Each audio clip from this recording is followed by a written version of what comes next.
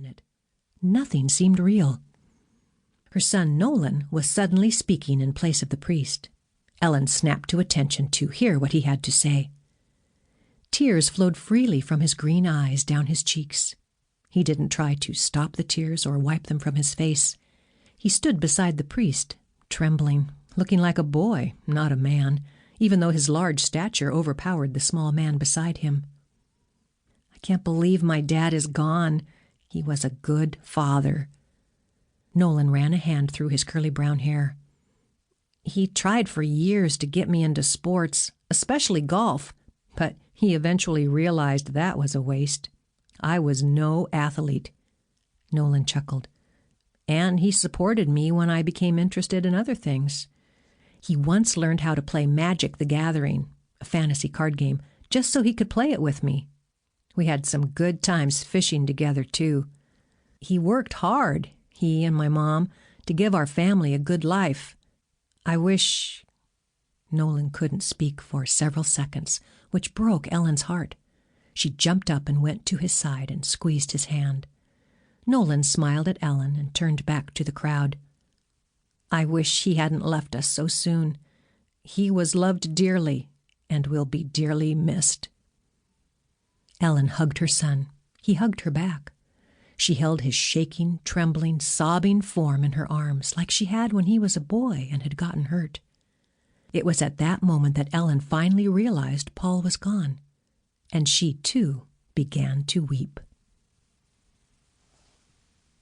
After the funeral, family and friends gathered at Ellen's house, and for a while she escaped her grief to play hostess. People had brought so much food. Ellen arranged the containers of sandwiches, pasta, casseroles, and other dishes along her kitchen bar and invited everyone to make a plate, buffet style. Tanya and Sue were at her side in the kitchen, brewing tea and filling paper cups with ice. Once everyone had gone, except for Ellen's children and Sue and Tanya, the 6 of them sat together in the den. Allison was cuddled against Ellen on the love seat, like she used to do when she was a girl. Her long brown hair hung in her face as if she was hiding behind a curtain, not wanting to be seen.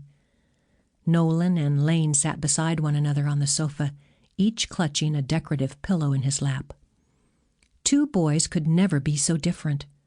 Nolan had dark hair, was a doctor and scientist, and was interested in superheroes, anime, and video games, whereas Lane had lighter hair, like Ellen's, and was a musician and artist whose paintings were every bit as good as Ellen's, if not better.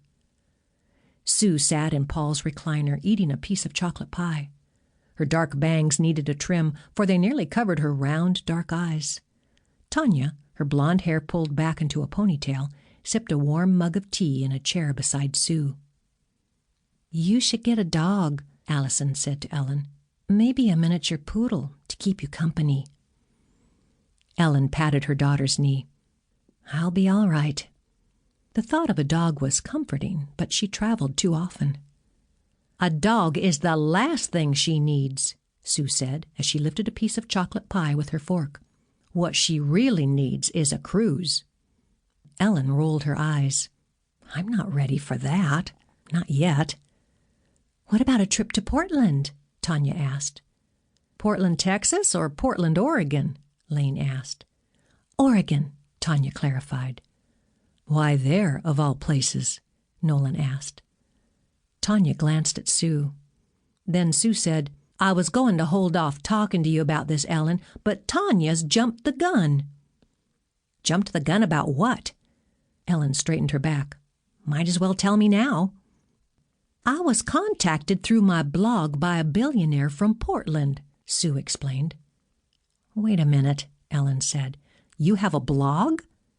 "How was blog the word in that sentence that caught your attention?" Tanya asked.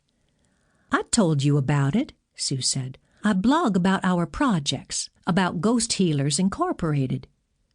Sue took another bite of her pie.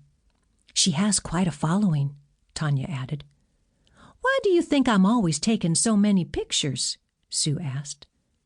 "To document the before and after," Ellen said. "Exactly," Sue said. "For my blog. And I write about the ghost mysteries we solve."